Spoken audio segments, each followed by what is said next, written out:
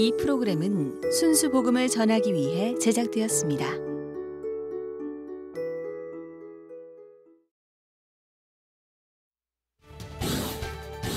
여전히 존재하는 장애인 차별 속에 선교보다는 복지와 구제의 대상으로 인식되는 장애인들. 모든 인간은 평등하게 태어났다. 한국교회는 장애인과 비장애인이 더불어 사는 행복한 세상을 위해 어떤 노력을 해야 하나? 정성진 목사, 정형석 대표, 조흥식 교수, 김종복 목사. 한국교회 장애인 선교과제를 논하다.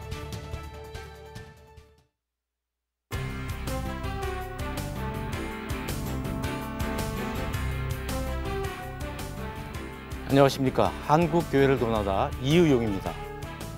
지난 20일은 장애인의 날이었습니다. 사실 이렇게 특정한 날을 지정한다는 것 자체가 우리 사회가 평소 장애인에 대한 배려나 관심이 부족함을 반증하는 것일지도 모르겠습니다. 교회는 어떨까요? 교회도 27년 전부터 장애인의 날 전주일을 장애인 주일로 지켜오고 있습니다. 그러나 실제 예배에 출석하는 장애인 비율은 1~2%에 불과한 것으로 나타났습니다. 왜 이토록 교회 문턱이 장애인들에게 높은 걸까요? 우리가 교회 안에서 하나됨을 무엇이 가로막고 있는 것일까요? 오늘은 한국교회 장애인 사역의 현주소와 과제를 살펴보면서 깊이 성찰해보는 시간을 갖도록 하겠습니다. 오늘 함께 하실 패널들을 소개해드리겠습니다.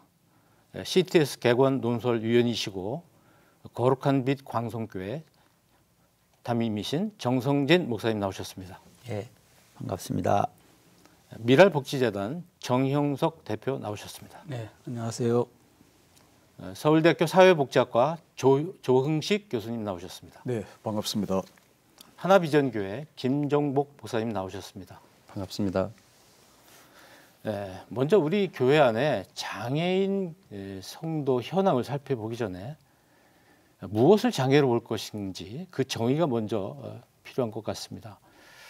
장애를 어떤 기준에서 보느냐에 따라서 장애인 성도의 숫자도 이제 달라질 텐데요. 우리 조흥식 교수님, 장애인의 범위를 어디까지 봐야 할까요? 예. 그건 우리나라에 장애인 복지법이 있습니다. 네. 제2조에 보면은 신체적, 정신적 장애로 인하여 장기간에 걸쳐서 일상 혹은 또 그 사회생활 속에서 사회생활을 할 때 상당한 제약을 가지고 있는 사람 이렇게 정의로 되어 있는데요. 그래서 보면은 이제 크게 신체적 장애, 정신적 장애. 근데 일반적으로 신체적 장애는 뭐 우리가 대부분 다 알죠. 눈으로 보이기 때문에. 근데 이제 정신적 장애인 경우에 이제 뭐 발달 장애도 있고 또 정신 장애로서 또 여러 가지 나누는데 여하튼 15가지 한국에서는 유형으로 되어 있습니다. 되어 있는데 이게 좀 아직도 우리가 희귀성 질환이라든가 여러 가지 어떤 정신 질환들 가운데서도 아직 빠져 있는 부분들이 꽤 많아요. 그래서 보통 유엔에서는 정신 장애에는 한 15% 가까이가 전 국민의 장애인이다 이렇게 봐야 되는데 지금 우리나라 경우에는 지금 한 5천만 중에서 장애인 우리 실태 조사를 해가지고 요 범위 내에만 들어가야 되니까는 한 250만 정도로 이제 등록 장애인 뭐 이런 식으로 좀 되어 있습니다. 네, 정형식 대표님, 이런 그 현황, 우리나라의 장애인 수는 아까 말씀하신 범위를 토대로 해서 또 교회는 어떻게 그 장애인 중심으로 하고 있는 교회가 얼마나 되는지 이런 현황을 좀 말씀해 주십시오. 우리 일반인 비장애인들은 그 한 20%가 복음화됐다 이렇게 보고 있습니다만은 우리 장애인들은 한 5% 정도로 추정하고 있습니다. 물론 정확한 통계는 없습니다만은 장애인 선교 현장에 있는 모든 분들이 대체적으로 한 5% 정도 이렇게 추정을 하고 있을 뿐입니다.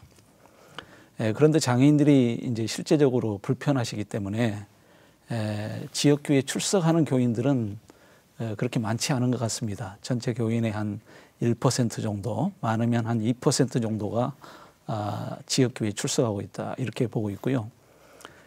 장애인들이 이 특수한 그런 환경에 있다 보니까 지역교회에 적응하기가 좀 어렵습니다. 그래서 장애인 나름대로 장애인 교회를 만들어서 출석하는 경향이 있습니다. 우리나라의 장애인 중심의 교회가 한 200개 정도 된다고 봅니다. 네. 그중에 한 80%가 한 160개 정도는 농아인 교회고요. 청각장애인들 교회고요. 또 한 그 40개 교회 정도가 시각장애인 중심의 교회, 또 지체장애인 중심의 교회 이렇게 있습니다. 그래서 한 200개 정도의 교회가 있는데요. 대부분 영세하고 개척교회 수준으로 아주 어렵게 그 교회 구조가 되어 있습니다. 방금 말씀하신 그런 교회들이 말하자면 장애인들만 따로 예배를 드리는 그런 데를 말씀하시는 거죠? 뭐 장애인만 모이는 건 아니고요. 네. 대체적으로 장애인 중심으로 모이는 교회입니다. 물론 저 비장애인도 그 같이 출석을 하는 경우도 있습니다만은. 네. 그리고 이제 지적 장애인과 자폐성 장애의 경우에는 소위 사랑부 뭐 또는 미랄부 그래가지고 별도의 부서를 만들어서 운영하는 교회들이 있는데 전국에 한 200개 정도 교회로 추정하고 있습니다. 대개 이제 이런 경우에는 교회가 어느 정도 규모가 있는 중형 교회 이상의 교회에서 그렇게 장애인들을 섬기는 썬데이 스쿨을 운영하고 있고요. 또 장애인 선교를 목적으로 조직된 장애인 선교회도 전국에 한 100개 정도 그렇게 조직되어서 활동하고 있습니다. 우리 한국교회의 숫자가 한 5만 개 정도로 보고 있는데요. 그렇다고 하면 장애인 교회 200개, 또 장애인 부서가 있는 교회 한 200개, 장애인 선교회 한 100개 하면 한 500개 정도 본다면 전체 교회 숫자로 볼 때 한 1% 정도밖에 되지 않고요. 안타까운 현실이라고 생각합니다. 오히려 성경에 보면 우리 예수님은 장애인 중심의 목회를 하셨고 또 복음서를 자세히 읽어보면 계속해서 시각장애인을 만나시고 청각장애인을 만나시고 또 지체장애인을 만나시고 한센병자를 만나시고 그래서 그들에게 복음을 증거하시고 또 치유하시고 이런 일을 반복적으로 해주셨는데 예수님을 따르는 우리 한국교회는 장애인 선교에 너무 무관심하다 그렇게 생각을 하고 있습니다. 아까 그 비장애인이라는 말씀하셨단 말이에요. 예. 용어 간략하게 좀 어떤? 이번에 그 장애인의 날을 맞이해서도 그 장애인과 대별되는 말이 무엇이냐 했을 때 일반인이 아니고 비장애인으로 쓰자 이렇게 이제 결정을 했더라고요. 그래서 장애인이 아니고 장애가 없는 사람을 지칭할 때는 비장애인이라는 말을 쓰고요. 그 다음에 이제 시각장애인, 앞을 보지 못하는 사람은 시각장애인, 맹인 뭐 이런 말은 좋은 말인데요. 뭐 봉사라든지 소경이라든지 이런 말은 금기 용어입니다. 또 예를 들어서 청각장애인은 좋은 말인데 기머거리 한다든지 이거는 금기 용어고요. 또 언어장애인은 좋은데 벙어리는 또 금기 용어고요. 또 지체장애인은 좋은데 뭐 절뚝발이 한다든지 불구자라고 한다든지 그거는 금기 용어입니다. 이게 이제 왜 이렇게 좋은 그 현대적 용어로 장애를 지칭해야 되냐면요. 조센징을 생각해 보면 우리가 이해할 수가 있는데요. 일본 사람들이 한국 사람들을 비하할 때 썼던 용어가 조센징이거든요. 사실은 조센징이 조선 사람이라고 하는 말이지만 한국 사람들은 그 말을 들으면 기분이 나쁩니다. 그런 것처럼 장애인의 복지가 발달되고 또 인권이 향상돼서 이제는 비장애인과 동등한 입장에서 살아가는 이 시대에 과거의 장애인을 비하했던 시대에 썼던 용어 그런 용어를 쓰면 우리 장애인들이 아주 기분이 나쁘게 생각합니다. 그래서 조심해서 용어도 잘 사용해야 된다고 생각합니다. 우리 용어 속에 생각이 담겨 있기 때문에 먼저 그 부분을 잠깐 다뤘습니다. 정성진 목사님, 성경에서는 우리 장애인을 어떻게 보고 있나요? 의인은 없나니 하나도 없느니라. 그래서 모두가 장애인이죠. 물론 우리가 세상에서 말하는 장애인이란 신체적, 정신적 장애인이지만 더 큰 것은 빙산의 일각이 아니라 빙산에 그 들어있는 나머지 큰 부분, 그게 인격적 장애, 영적 장애라고 볼 수 있죠. 그런데 이제 예수님이 장애인을 대한 태도에서 우리의 태도를 구해야 될 것 같아요. 예수님께서 요한복음 9장에 보면 길 가실 때에 제자들이 이 맹인을 보면서 예수님, 저게 누구의 죄입니까? 부모님의 죄입니까? 아니면 자신의 죄입니까? 그렇게 했을 때 예수님이 뭐라 그러셨느냐 하면 그 부모의 죄도 아니고 바로 그것은 하나님이 하시는 일을 나타내기 위함이다. 그렇게 말씀하셨죠. 인간들은 고난과 불행이 죄의 결과라고 생각을 하고 있죠. 그런데 그것도 일부 있지만 반드시 그런 것은 아니라는 그런 뜻이죠. 우리 고난 속에 하나님의 영광을 드러내기 위한 고난이 있다. 사도 바울도 자기의 가시를 뽑기 위해서 하나님 앞에 3번이나 기도했지만 내 은혜가 족하다 하는 하나님의 말씀을 듣고 이제 육체의 가시를 내게 주신 것은 내가 자만하지 않게 하기 위해서 주신 거다 하는 것을 깨닫고 발표하게 됐죠. 이제 그런 것들을 우리가 생각한다면 이 성경에서 장애라고 하는 건 바로 불교에서 말하는 업보로 인하여 생긴 것이 아니라 우리의 그 더 진취적인 삶을 통하여 하나님의 영광을 드러낼 수 있는 것이다 하는 것을 생각해 볼 수 있겠습니다. 네, 우리 김정국 목사님 사역하고 계신 하나비전교회는 아마 우리나라 대표적인 그 장애인 사역을 잘하고 있는 교회. 장애인이 한 300분 정도가 된다고 들었습니다. 웬만한 중형 교회 교인 숫자만큼인데 이렇게 전체 교인 중에서 상당한 퍼센테이지가 될 것 같다는 생각이 들고요. 그렇게 하시는데 어려움이랄까 뭐 이런 것 좀 말씀해 주시죠. 사실 저희 교회의 출발이 장애인 교회라고 하는 타이틀로 시작은 하지 않았습니다. 다만 교회가 더불어 함께한다라고 하는 그런 원칙에서 출발을 하게 되어졌는데 지금 전체 교인 수의 약 8% 정도 되는 교인이 이제 장애인 300명 정도가 되어지죠. 그런데 함께 모두 발언에도 말씀을 하신 것처럼 배려와 관심이라고 하는 부분에 교회가 조금 더 앞서 나가게 됐을 때 그 장애인들이 교회로 더 가까이 와지는 동기가 되었다라고 생각할 수 있습니다. 1992년도 교회를 건축하게 될 때 장애인 한 사람이 등록을 하게 됐어요. 그래서 우리 모두는 예수님의 마음으로 이 장애인 한 사람을 위해서 교회가 어떻게 배려를 할까. 결국 교회 본당의 3층에 있었는데 계단 밖에는 설계를 못해서 이분을 위해서 최고의 배려는 엘리베이터이겠다라고 생각을 하고 설계 변경을 해서 그 장애인에게 엘리베이터 시설을 제공을 했습니다. 물론 그 장애인만이 아니라 결국은 약자들 모두를 위한 이제 교회 시설인데 그분이 그 장애인으로서 엘리베이터를 한번 타고 나서는 모두에게 소개를 하게 됐죠.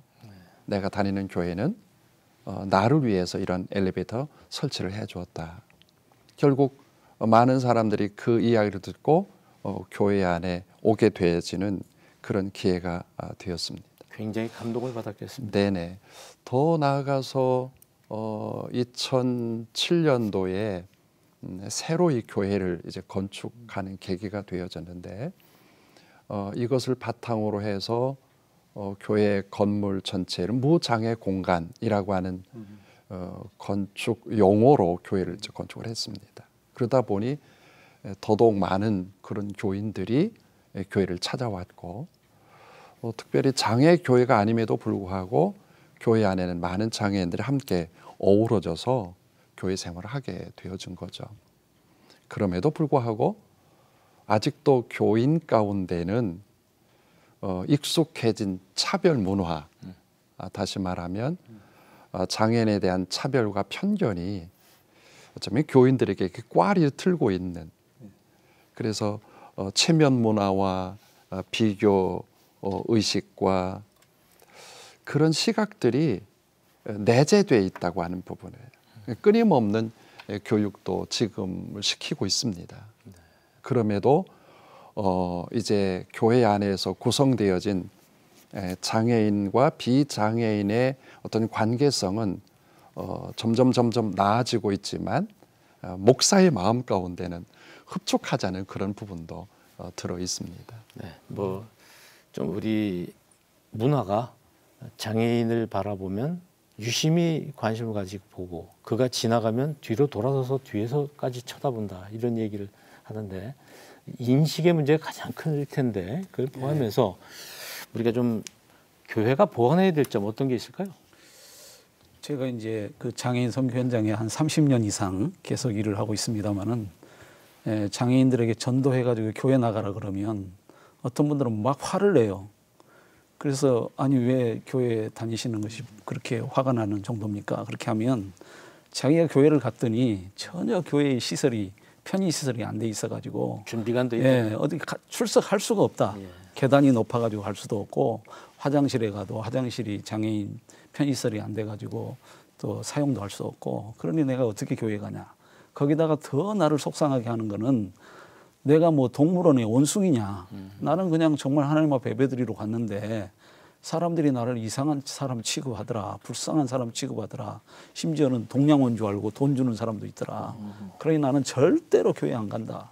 그런 사람도 있더라고요. 그래서 이제 한편으로는 충격을 받았고 또 한편으로는 그래서 장애인 중심의 그 장애인 교회도 필요하겠구나. 왜냐하면 이분들이 장애인 교회를 나가면 아무래도 좀 마음이 편하고 이런 거는 있는 것 같습니다. 그런데 이제 지금 우리 한국 교회가 이렇게 장애인을 받아들이지 못하는 것은 가장 중요한 것이 인식의 문제라고 생각하는데요. 이 인식의 문제의 핵심 문제는 결국 목회자의 생각이 문제인 것 같아요. 그래서 이제 뭐 신학 교육에서도 그렇고 또 목회자 개석 교육에서도 그렇고 장애인에 관련된 그런 교육이 전혀 없거든요. 그런데 아까 교수님께서도 말씀하셨습니다마는 우리나라 전체 인구의 한 5%에서 6%가 장애인이고 유엔 추정으로 이야기하면 약 15%가 장애인인데 이거는 절대 적은 숫자가 아닙니다.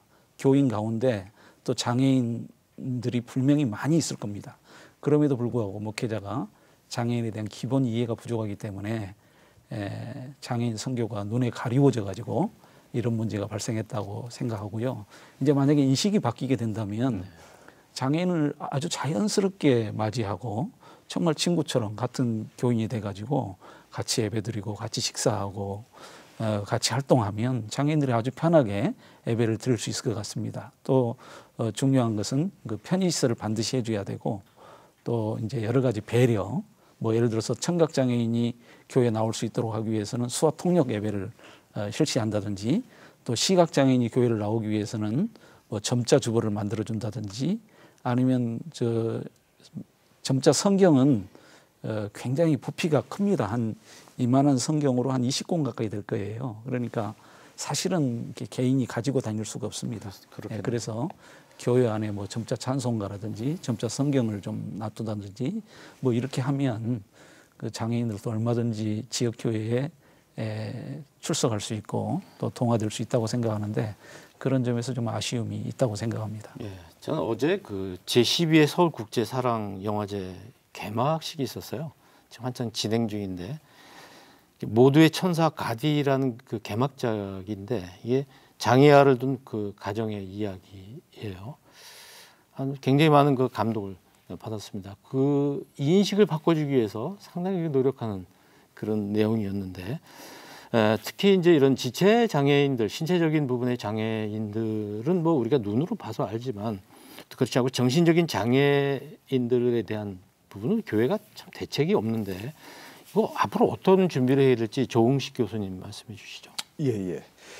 참 아까 우리나라 법에 있듯이 신체적 장애하고 정신적 장애가 있는데 신체적 장애는 그래도 비교적 우리가 또 감각으로 또 보든가 만지건 다 할 수가 있는데요. 이 눈에 보이지 않는 이 정신 장애. 그래서 첫 번째로 저희들이 생각할 때는 이 일반 우리 목회자 분들은 우선 이 정신 질환에 대해서 좀 알 필요가 있을 것 같아요. 또 물론 이거는 좀 과학적인 의학적인 걸 하겠지만은 우리가 흔히도 성경에서 나오는 여러 가지 어떤 귀신 들린 자, 사탄 이런 개념하고 좀 더 조금 구분을 하는 그래서 그걸 하기 위해서라도 일반적으로 의학에서 분류해 놓는 우리가 지금 한국에서 정신장애라 하면 한 4종류 정도를 지금 들어가 있어요. 그게 특히 이제 이 조현병, 흔히들 이 정신분열증이죠. 그하고 그 다음에는 또 이 분열성 정동장애, 또 이 일반적인 또 이 정동장애 중에서도 양극성 정동장애, 양극으로 나눠져 있는. 그 다음에는 또 이 반복성 우울장애. 그래서 우울증도 여러 가지가 있는데 그 반복성만 또 장애로 집어넣습니다. 뭐 이런 등등. 이게 좀 달라요. 정신분열 이런 때문에 일종의 사고 기능의 이 문제고, 그다음에 정동장애 어떤 정서적인 문제고, 우울증 뭐 특별히 정서적인 문제죠. 등등 해서 여기에 대해서 좀 더 아셔야만이 그 문제에 대해서 상담도 해줄 수도 있고 또 해줄 수, 또 그다음에 이거를 알아야만이 또 그 성경의 그 의미하고 주님이 주신 그 의미를 좀 더 같이 또 융합을 해서 또 해석을 내릴 수도 있거든요. 그래서 이 지식을 아는 게 중요하다고 저는 생각하고요.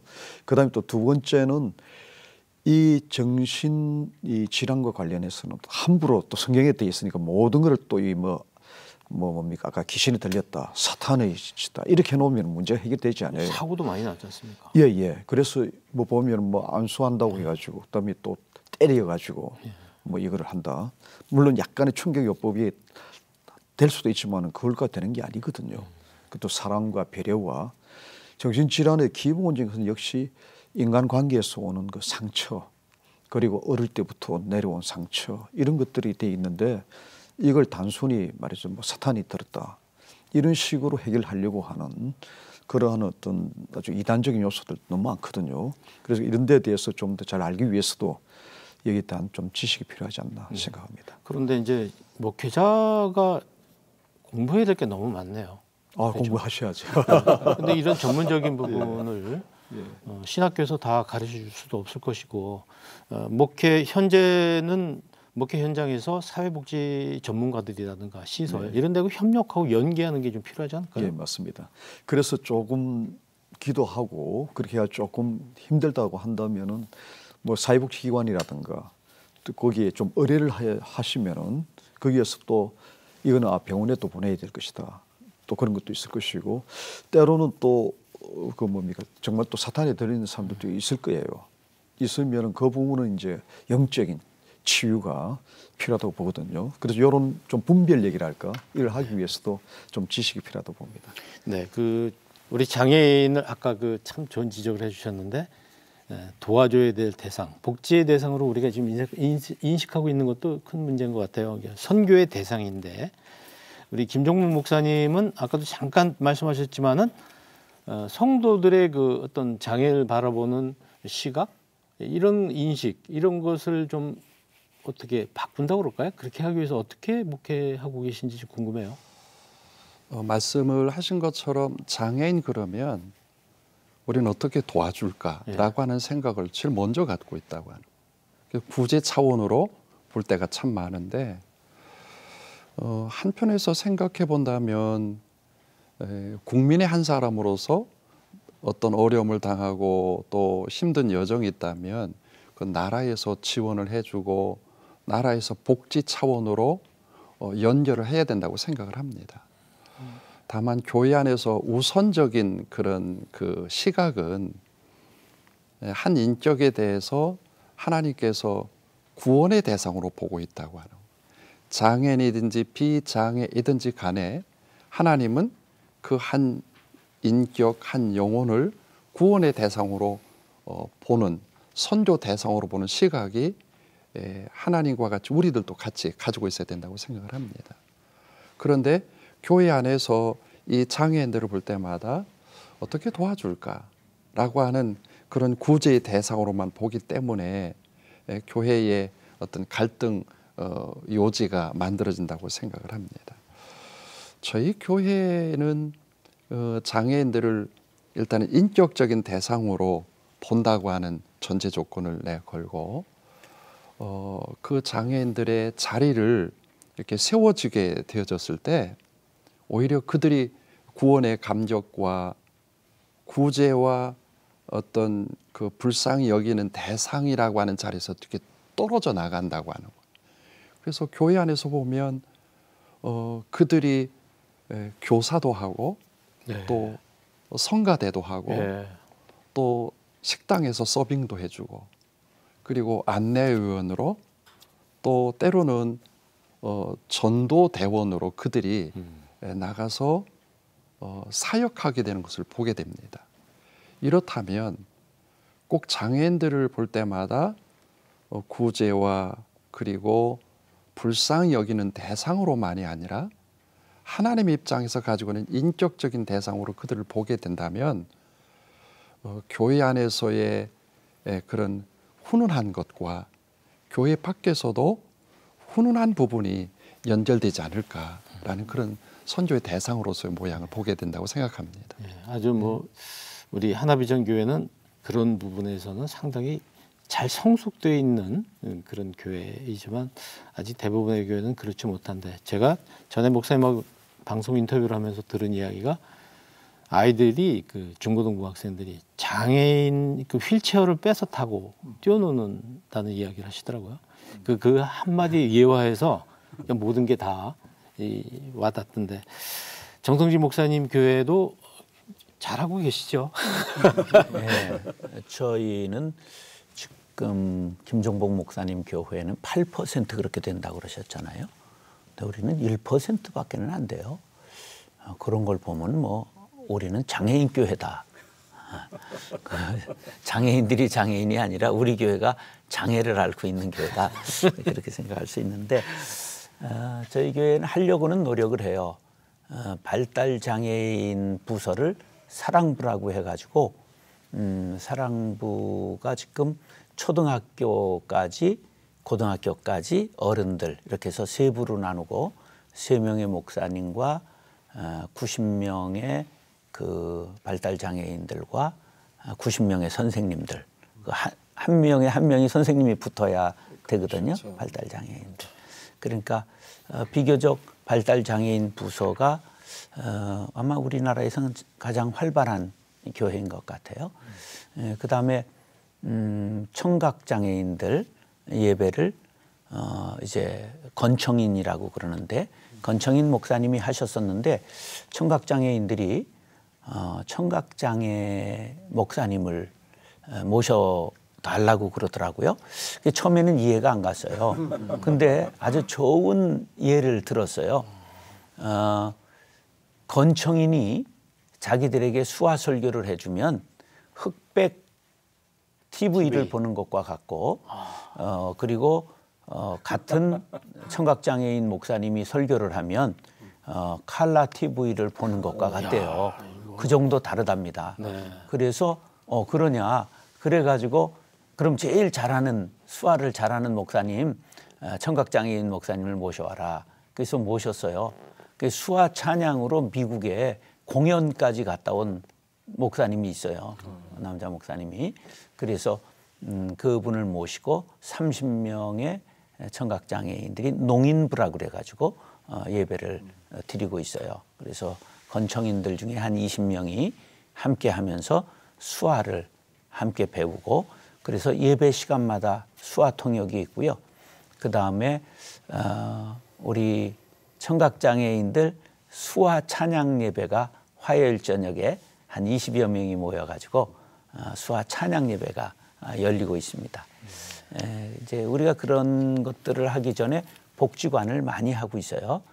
수탁받은 복지관이 4곳이 있는데 그 중에 하나가 종합복지관이기 때문에 이제 종합복지관을 통해 가지고 장애인들을 우리가 함께 만나고 하면서 이해를 좀 넓혀가게 된 것이죠.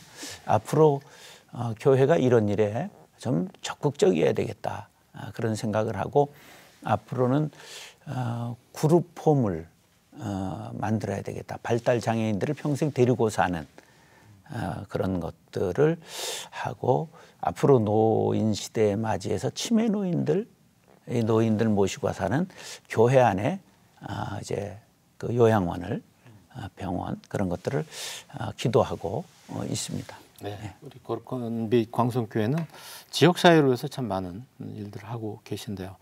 뭐 우리끼리 지금 이렇게 이야기를 합니다만은 우리 교회 안에서 만난 장애인들의 그들 자신의 목소리를 한번 들어봤으면 좋겠어요.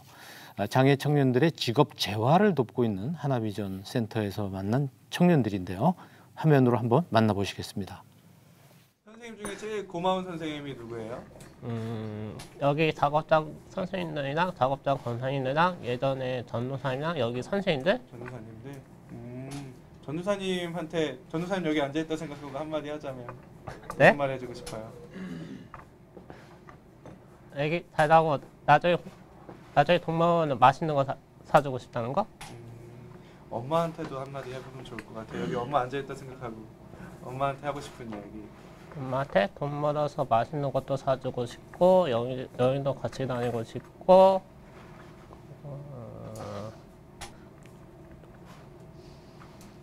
엄마 일할 때 잘 도와드리는 거.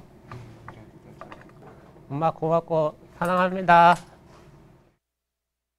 일단은 가장 중요한 것은요, 이제 장애인에 대한 편견을 버리는 게 가장 좋은 것 같아요. 그러니까 장애인들이 이제 분류가 많잖아요. 걷지 못하는 장애인, 뭐 말 듣지 못하는 장애인, 보지 못하는 장애인, 그렇게 분류가 되게 많은데, 아, 저 사람은 보지 못하기 때문에 할 수 없을 것이다. 저 사람은 걷지 못하기 때문에 할 수 없을 것이다. 라는 그런 편견을 버리시고, 물론 걷지 못하지만 걷지 못하는 대신에 또 다른 걸 잘할 수 있는 그런 부분들도 되게 많거든요. 그러니까 장애인들의 장점과 그리고 내가 한번 손 내밀어서 도와주고 휠체어를 한번 밀어주고 보이지 않는 분들에게 손을 한번 잡아주고 듣지 못하는 사람들에게 글로 써서라도 서로 이렇게 관계를 가져간다면 크게 장애인과 비장애인이 이 세상에 살면서 어려운 점은 없다. 많은 생각을 하게 하는 장면입니다. 흔히 그 장애인 자녀가 있는 부모님들의 소원은 아이보다 하루 더 사는 것, 그런 얘기를 듣는데 참 가슴이 아프죠. 이제 중요한 건 장애인들의 그 자활일 텐데요. 우리 미랄복지재단은 어떻게 이 장애인들의 자활, 스스로 살아갈 수 있도록 하는 이런 부분을 돕고 있는지 좀 말씀해 주시죠. 저희 기관을 좀 잠깐 소개하면요, 이제 장애인 복지 전문 기관이고요. 저희는 이제 생애 주기별 복지 서비스를 제공하기 위해서 노력하고 있습니다. 그래서 영유아기에는 장애 통합 어린이집에서 우리 장애 아이들과 또 장애가 없는 비장애 아동이 함께 보육받을 수 있도록 그렇게 하고 있고요. 이제 영유아기를 지나면 학령기 또 청소년기에는 저희는 미랄 학교라고 하는 특수 학교를 운영하고 있기 때문에 이 학교에서 이제 유치부부터 초등, 중등, 고등, 전공과까지 그렇게 이제 직업 교육까지 마치게 됩니다. 그러면 이제 졸업을 하면 청장년기에는 이제 직업을 갖도록 하는데요. 저희가 다양한 그 장애인 직업 지원 시설을 가지고 있습니다. 한 11개 정도 가지고 있는데요. 이제 뭐 장애 정도가 심한 아이들은 보호 작업장이라 그래서 비누를 만들기도 하고 또 뭐 간단한 조립을 하기도 하고 또 빵을 만들기도 하고 꽃을 키우기도 하고 이렇게 이제 직업 지원을 하고 있고요.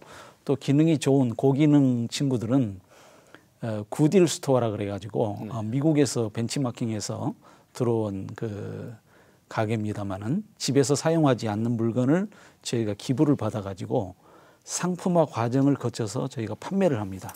판매를 하는 과정에서 많은 수익금이 나오게 되는데 그 수익금으로 장애인들에게 최저임금 이상을 보장하는 그런 굿딜 스토어를 저희가 또 한 4개 정도 운영을 하고 있습니다. 그래서 여기에서 이제 직업 지원을 하고 아까 정성진 목사님께서 잠깐 말씀을 해주셨습니다만은 이제 청장년이 되면 이제 부모로부터 독립을 해야 되는 시기이기 때문에 저희가 이제 공동생활 가정 그룹홈을 만들어 가지고 낮에는 일하고 이제 밤에는 공동생활 가정에서 독립생활을 하다가 주말에만 부모를 만날 수 있도록 그렇게 배려하고 있습니다. 마지막 노년기가 되면 저희들은 이제 요양시설을 운영하고 있는데요. 뭐 치매라든지 중풍이라든지 또 장애 노인들을 위한 여러 가지 그 시설을 운영해서 거기서 여러 가지 그 재활 서비스를 제공하고 있고요. 이 외에도 특별히 틈새가 있는 것 같더라고요. 그 생애 주기별로 틈새가 있기 때문에 다양한 뭐 활동 보조인 사업이라 그래가지고 장애인들이 활동하는데 필요한 그 봉사자를 파견하는 사업이라든지 또 예를 들면 장애인 복지관을 제가 운영하고 있는데 복지관에서 뭐 다양한 형태의 그 장애인을 진단하고 서비스하는 그런 프로그램을 운영한다든지 또 이제 주간 단기 보호센터가 있어가지고 장애인들이 낮 동안에 직장 생활하기는 어렵고 보호가 필요한 친구들도 있습니다. 그래서 주간에 보호하는 것, 또 단기적으로 보호하는 그런 시설이 있고요. 또 우리 장애인 중에는 그 예체능에 특별히 그 재능이 있는 친구들이 있어요. 그림을 잘 그린다든지 또 음악에 조예가 있다든지 체육 활동을 잘한다든지 그래서 저희가 예체능 여러 가지 지원 사업도 하고 있고요. 또 주말이 되면 가족들이 이제 특수학교를 다니다가 아이들이 주말에 오면 부모님들이 너무 힘들어해요. 그렇기 때문에 저희가 또 주말 학교라 그래가지고 그렇게 운영을 하고 있는데 이런 여러 가지 활동들을 통해서 궁극적으로 장애인들이 재활해서 재활이라고 하는 것은 장애를 이제 극복하는 거죠. 장애를 극복해서 사회에 잘 적응할 수 있도록 돕는 여러 가지 복지 프로그램을 운영하고 있는데요. 근데 사실 이것보다도 더 중요한 것은 사회가 우리 장애인들을 받아들여야 됩니다. 네. 소위 요즘에 유엔에서 영어로 인클루전이라고 하는 단어를 쓰는데요. 이제 모든 분야에서 사회가 장애인을 받아들일 때 진정한 사회 통합이 이루어진다. 그렇게 하고 있는데 그런 그 일이 필요하다고 생각합니다. 네, 이제 재활, 자활 다 하는데 우리 교회 쪽에서는 또 자활이라는 부분이 상당히 중요한데 정성진 목사님 교회에서는 사회적 협동조합 뭐 이런 것도 운영하시는 것 같아요. 빵집도 운영하시고 사례 좀 말씀해 주시죠. 장터 사회적 협동조합, 장애인과 세터민이 함께하는 사회적 협동조합을 해요. 15명의 직원이 있는데 지금 발달장애인 7명, 세터민 1분, 청각장애인 바리스타 1명 이렇게 해서 이제 커피숍도 하고 빵공장, 쿠키공장, 그다음에 이제 농수산물 시골교회에서 받아서 판매하는 슈퍼 이런 걸 운영하죠. 그래 조합원들이 600세대 정도 현재 있고요. 적자가 2년간 매월 1,500만 원 정도 적자가 났어요. 왜 그러냐면 이제 직업 15명 직원이 있으니까 월급부터 줘야 되잖아요. 근데 뭐 마트 하나 갖고 그 판매가 그렇게 되는 게 아니니까. 그런데 이제 그건 교회가 충분히 감당할 수 있는 일이라고 생각하고 이제 올해 많이 좋아지고 있어요. 특별히 이제 그 빵과 쿠키가 유기농 우리 밀 사용해 가지고 이제 하나로마트 같은데 이제 이렇게 납품이 시작됐고요. 주일날 뭐 교인들한테 토요일 밤까지 만들어 가지고 이렇게 하면 뭐 그냥 동이 나고요. 하나로마트 많이 이용해야 되겠네요. 네. 좋은 회사군요, 그 회사가. 그런 일들이 아주 재미있게 전개돼서 올해는 적자가 많이 이제 만회될 것 같아요. 네, 사실은 많은 부분에 흑자가 있는 거죠. 보이지 않는 부분에 흑자. 그 기쁨은 뭐 말할 수 없죠. 오늘 많은 부분을 우리가 같이 공부도 하고 이야기를 나눠봤는데 지금 앞으로도 이제 우리가 해야 될 일이 굉장히 많습니다. 뭐 장애인 목회자도 좀 양성해야 되고 앞으로 우리가 뭘 해야 될지 이런 부분에 대해서 좀 앞으로 과제에 대해서 말씀을 좀 나눴으면 좋겠는데 그에 앞서서 우리 김정복 목사님 우리 그 장애인 목회자 양성 부분 간략하게 좀 한번 좀 말씀해 주셨으면 좋겠어요. 장애인 목회자를 양성한다고 하는 부분에는 저는 조금 다른 생각을 좀 가지고 있어요. 네. 목회자라고 한다면 모두가 다 장애인에 대한 관심을 당연히 가지고 있어야 된다고 생각을 하고 다만 장애인이기 때문에 배려는 있지만 동일해야 된다. 어떤 형평성을 다 같이 가지고 있어야 된다라는 생각을 해봅니다. 요 사이에 재능 기부라고 하는 그런 새로운 단어가 하나 만들어졌는데 교회 안에서 비장애인과 장애인이 더불어 함께하는 그런 건강한 교회나 또 건강한 목회자를 만들어내기 위해서는 재능 기부의 달란트를 가지고 있는 모든 교인들이 함께 한다면 그거는 건강한 교회가 될 수 있다고 생각을 합니다. 네. 있는 자가 없는 자에게 또 있는 자가 약한 자에게 줄 수 있는 그런 루트가 되기 때문에 그렇다고 생각을 합니다. 네. 그 한 가지 저희 교회에 아주 재미난 에피소드가 있는데요. 그 정성묵이라고 하는 학생이 울산 여행을 가서 일기에 써내려간 그런 내용이죠. 이런 내용입니다. 나는 외할머니 댁에 여행을 했다. 그런데 우리 외할머니는 참 이상한 교회를 다니신다. 이 교회, 외할머니가 다니는 교회는 왜 휠체어가 없을까? 라고 하는 그런 어린 나이에 보는 시각이었고, 그 아이가 자라서 지금 대학생인데 지금 첼로리스트입니다. 그래서 그 학생이 지금 장애인들을 돕고 섬기고 있는 건데, 이런 부분들이 장애인 목회자 또 장애인 성도가 되어져가는 과정이라고 생각하고, 이런 부분들이 결국은 건강한 교회, 건강한 사회를 만든다고 생각을 합니다. 네. 마무리 말씀을 좀 혹시 하지 못한 말씀이 있으시면 간략하게 정성진 목사님. 예. 장애인을 우리 곁에 두신 것은 우리에게 복을 주시려고 두신 것이다. 그렇게 생각하고 예수님이 우리에게 대행하라고 옆에 두셨다고 생각하고 잘 섬기면 하나님께 우리가 아주 좋은 상을 받는다. 그런 정신을 우리가 가져야 되리라 그렇게 생각합니다. 네, 정영석 대표님.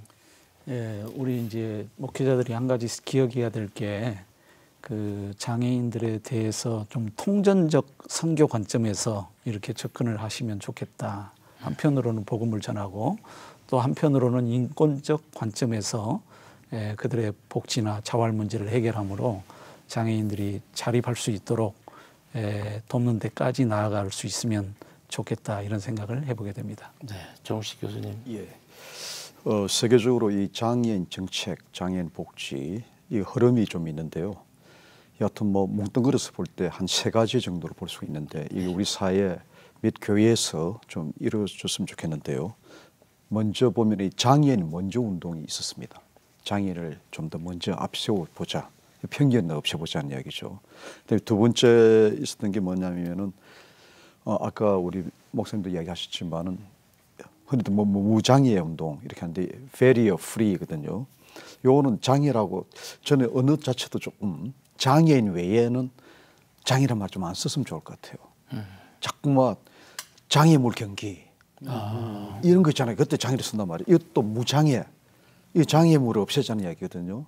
무장벽 운동으로 그렇게 번역을 한다든가 걸림돌 운동이라든가 뭐 이렇게 해가지고 장애인 외에 모든 장애라는 용어는 좀 안 쓰는 게 좋지 않겠는가. 물론 뭐 장애 유형이라든가 그때는 써야 되겠지만은요. 그래서 이런 거. 그다음 또 하나가 요 최근에 나오는 게 유니버셜 디자인입니다. 보편적 계획을 세워야 된다. 네. 다 모든 사람이 다 똑같다는 것이죠. 네. 뭐 또 좀 설명이 필요하지만 다 함께 이야기라고 마지막으로 우리 김종국 목사님 짧게 한 말씀 해주세요. 어쨌든지 차별과 편견이라고 하는 그런 시각 때문에 장애인과 비장애인이 갈등을 안고 있는 그런 그 요소가 되어지는데, 분명한 사실은 우리 모두는 예비 장애인 그룹에 속해 있다라는 사실을 늘 기억한다면 아마 건강해지리라고 생각을 합니다. 네, 아까 우리 정성진 목사님, 우리 다 장애인이다. 만약에 우리가 이런 문제 오늘 극복하지 못하면 교회도 장애 교회가 될 수밖에 없는 그런 것들, 오늘 우리 이 토의에 굉장히 그 중요한 부분이 아닌가 이렇게 생각이 됩니다. 마무리하겠습니다. 오늘 우리가 몸담고 있는 우리 교회 공동체는 작은 하나님의 나라입니다. 그 하나님 나라 안에서 그 어떤 차별이나 어떤 편견은 있을 수가 없겠죠. 우리 한국 교회가 장애인과 함께 복음 안에서 하나 되는 노력을 게을리하지 않는다면 우리 사회도 보다 성숙해지고 하나님께서 보시기에 분명히 참 좋은 세상이 될 것입니다. 이런 부분에 대한 성도 여러분의 관심과 또 기도를 부탁드립니다. 한국교회를 논하다 오늘 이 순서 여기서 마치겠습니다. 대단히 고맙습니다.